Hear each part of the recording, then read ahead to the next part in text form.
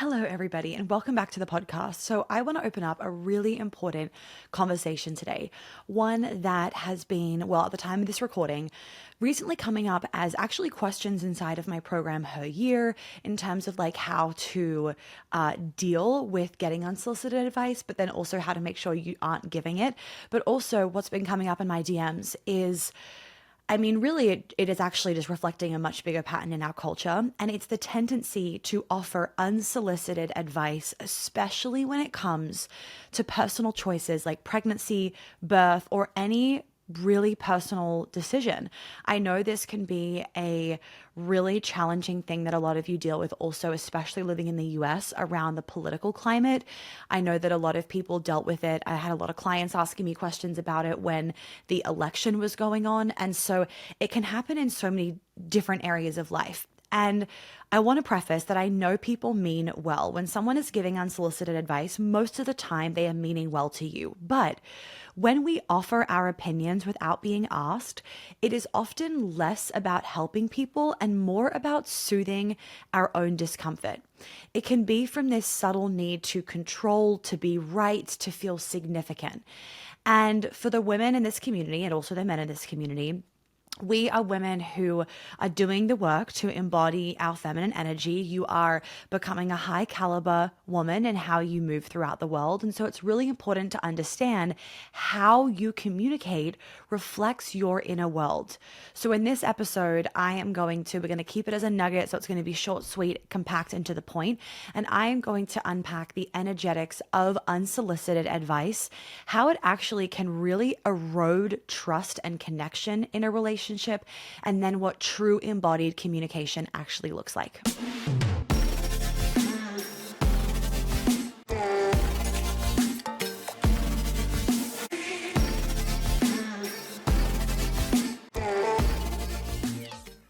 So one of the reasons why I actually haven't shared that much about my pregnancy and really like our birth plan, to be honest, is that I have not been energetically available for other people's opinions.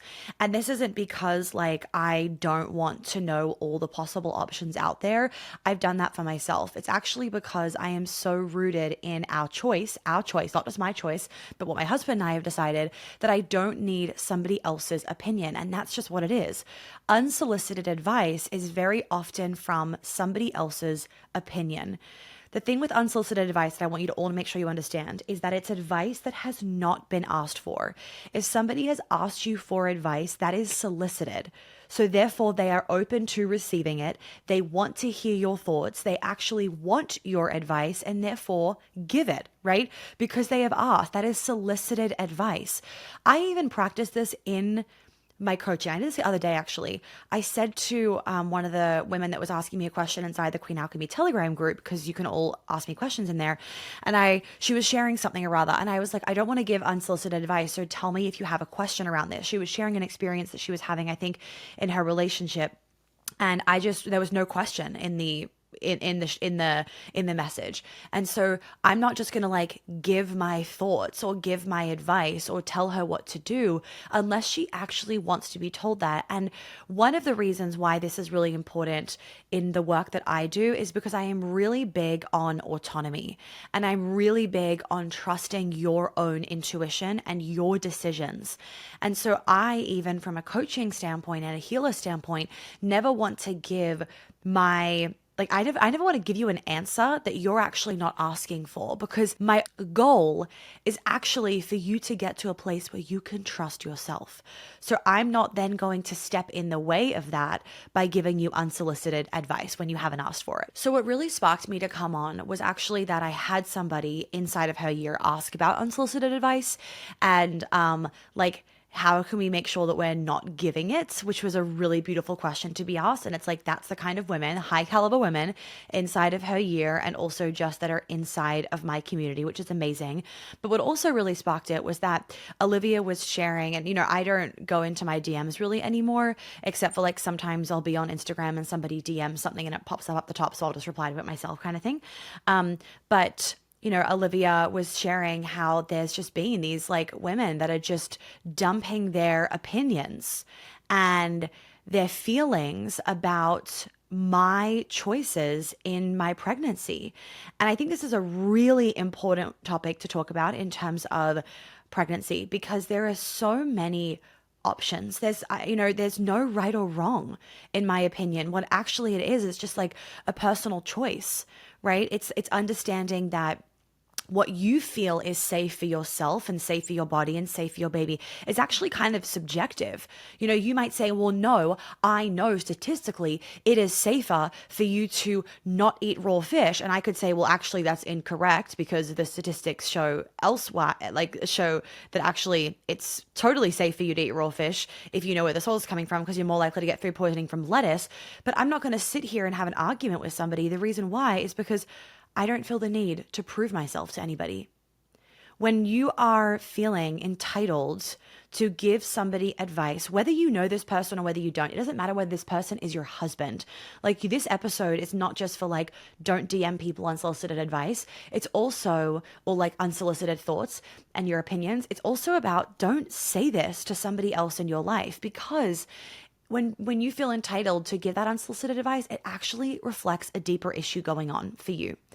When we give unsolicited advice, it's actually, it can sometimes be from your heart, in the sense that you are not trying to be difficult, you're actually trying to be helpful, but it's actually not about being helpful.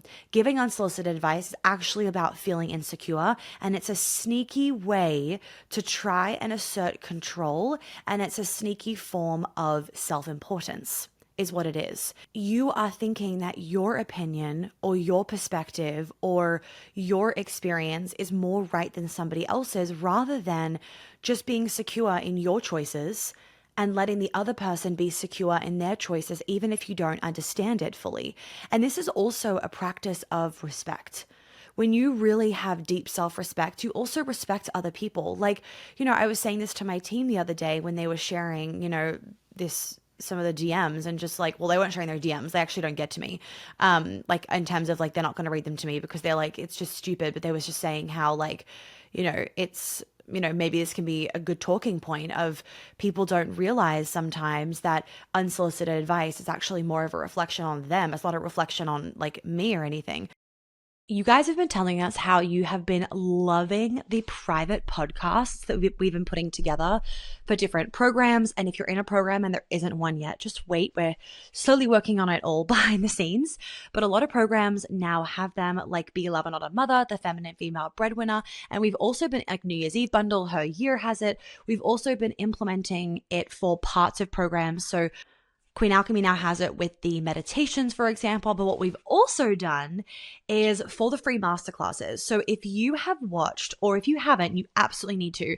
My masterclass, The Blueprint to Feminine Embodiment, is life-changing. Like, it is truly, truly life-changing. And a 1-hour masterclass, of course, turned into a 2.5-hour masterclass, because I love to give.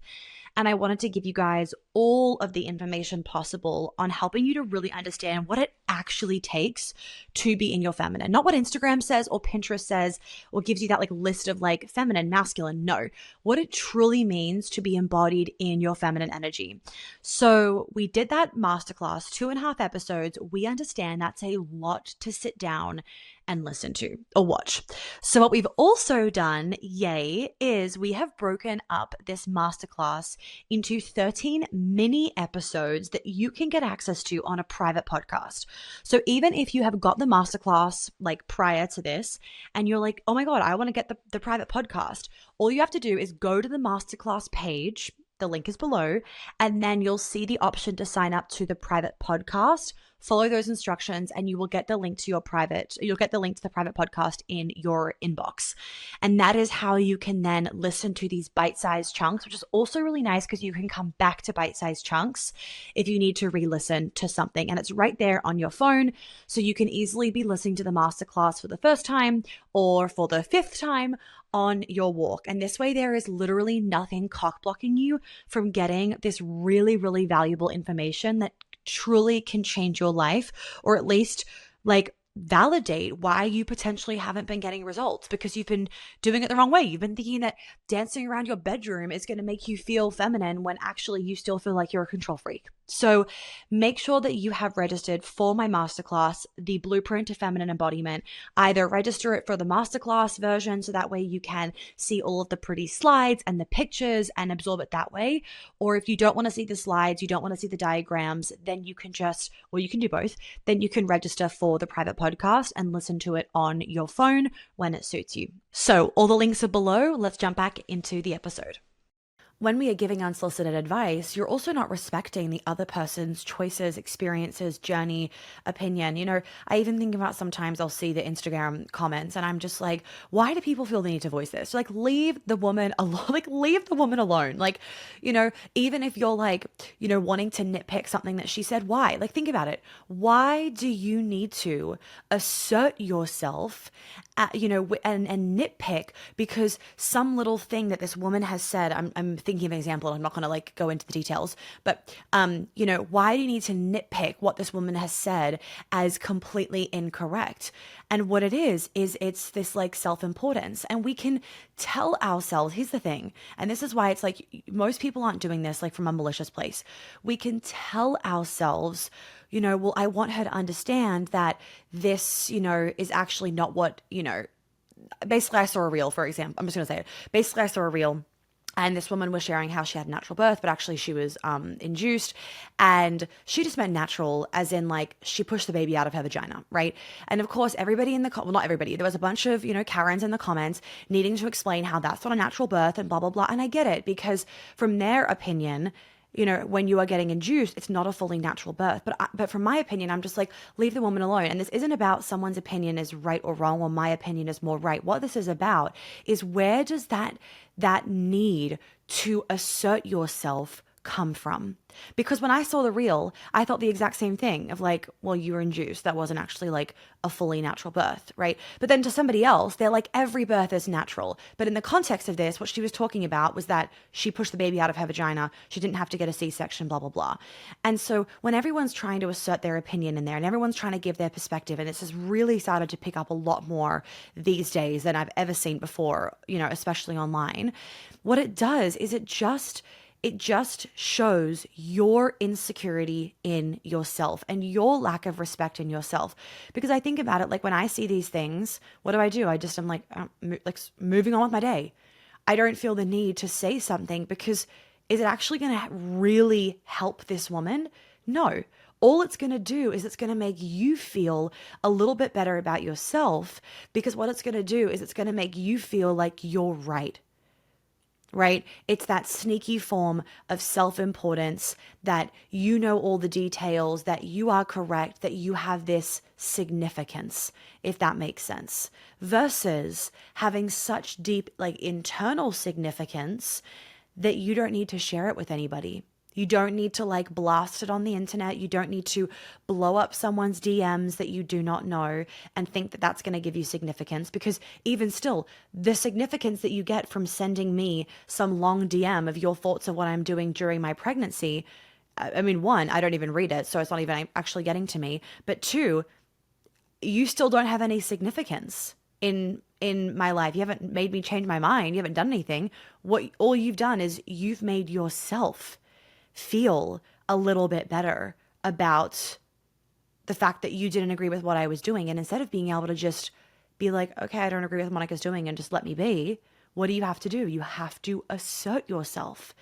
And why this is important is, if you take this, this is an online example that I've just given you. Put that into real life.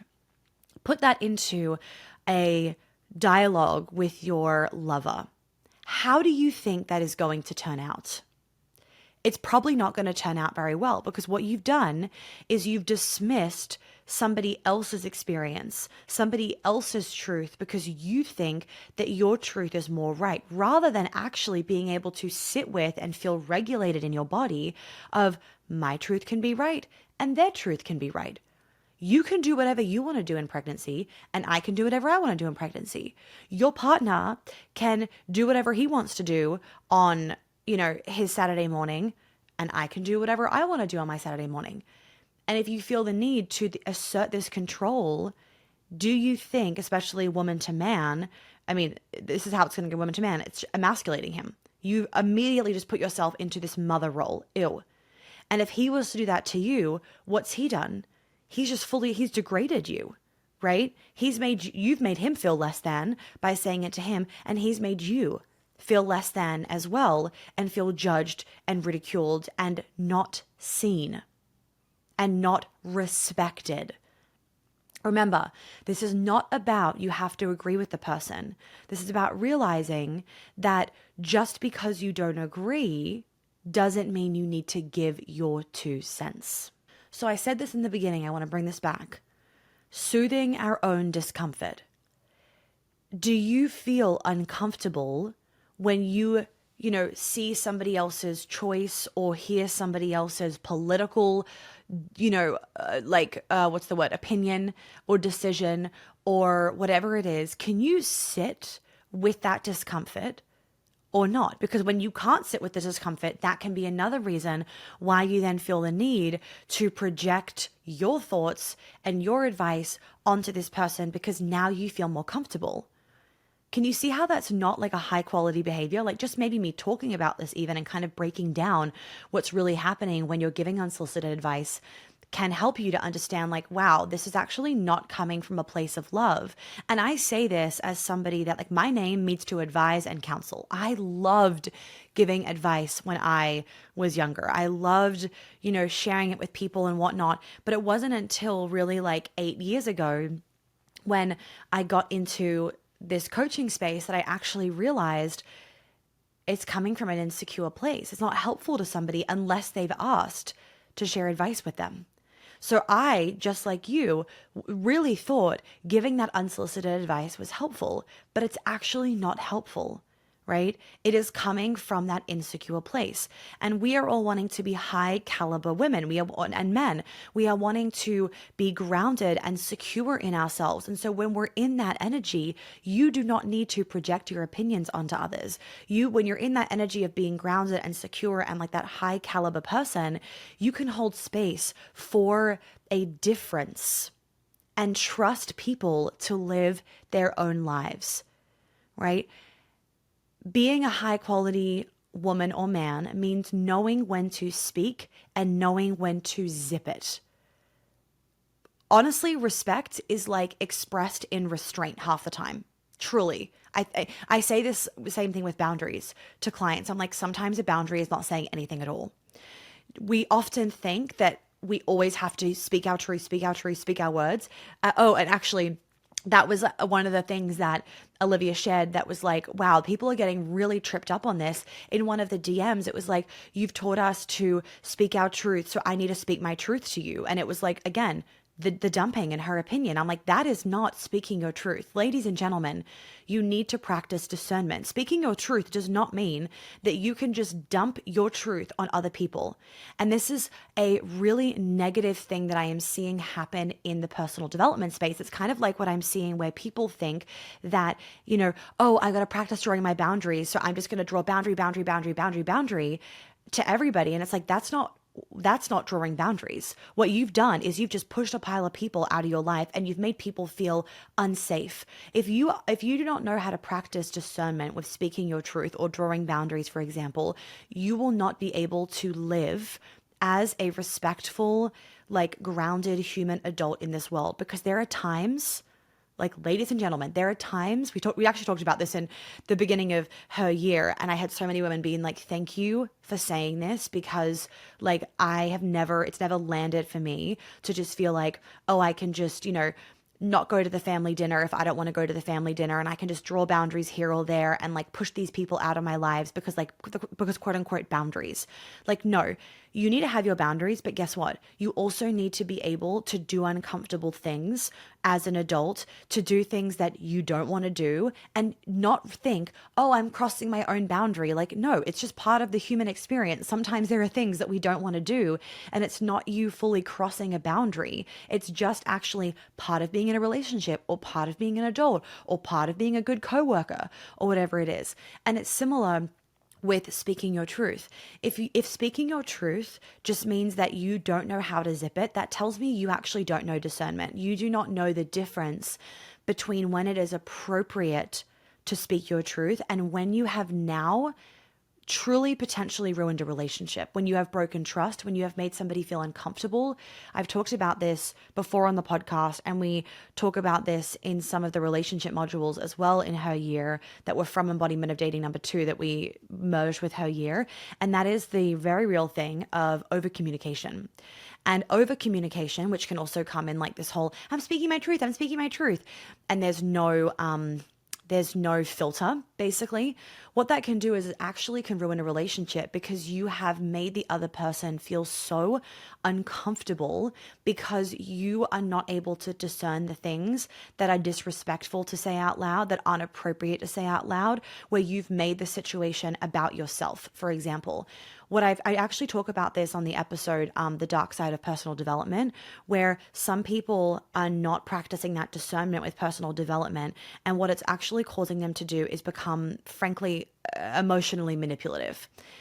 Is what it's causing them to do. It's causing them to kind of gaslight other people, and they're not aware that they're doing it because they're thinking like, but I'm speaking my truth. And it's like, yeah, and you thinking that you're speaking your truth, what you've now done is you've just made the other person feel so emotionally uncomfortable in the situation, or you've just completely gaslit the other person's experience because it's like, oh, but I'm speaking my truth. I'm drawing my boundaries.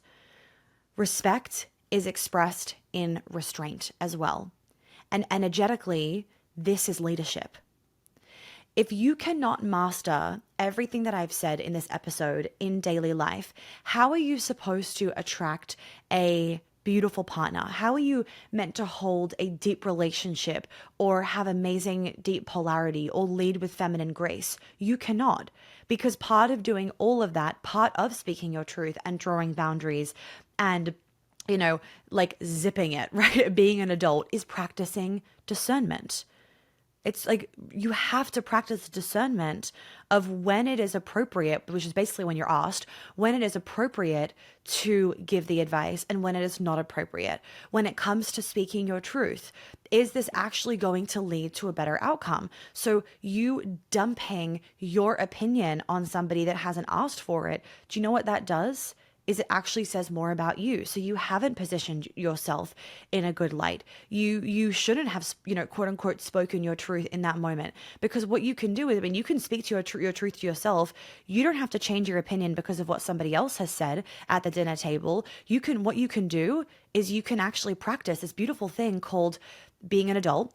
And it's like, I can respect this person for their opinion, and I can also be respected for my opinion.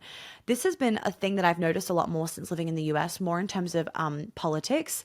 Really interesting, where people here, for, in the vast majority of cases, it's like if you don't see eye to eye on politics, people can't have a relationship.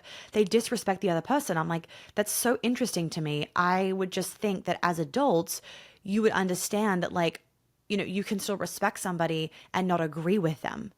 You can respect somebody that has a difference of opinion. You do not need to give them verbal diarrhea of why they're wrong. Because now what you have done is you've just put yourself into a position where you're being really egotistical, right? And it comes from a place of insecurity.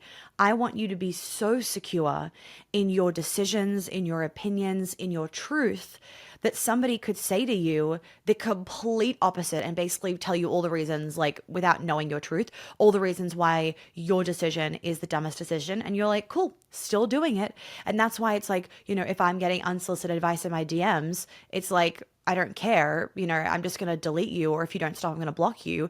But it's like, I don't care, because it's not going to change my mind on anything. Because when I share something that I'm doing in my pregnancy, or when I share my birth story, or when I'm in postpartum, it's like, if you feel the need to give me some, projection of your own insecurity and your inability to sit in discomfort, that's not my problem. It's not going to change my thoughts, because I am so grounded in my choices and in my direction in life and what I'm doing. So ask yourself, did they ask for my advice? Ask yourself, am I trying to assert control right now? Ask yourself, am I feeling uncomfortable hearing this other person's opinion? And if you are, that does not mean you need to share yours. That means you need to learn to get comfortable being around different people, not just being around the same people with the same opinion all the time. So I'm going to leave you guys with this. Practice being the muse. Practice being the muse, which is like perfectly in line with the latest masterclass that we've done. Offer insight only when invited. That is when it's actually going to land. Keep your opinions to yourself when they're not wanted, because when they're not wanted, not sharing your truth, quote unquote, that's not silence, it's sovereignty, is what it is. Okay?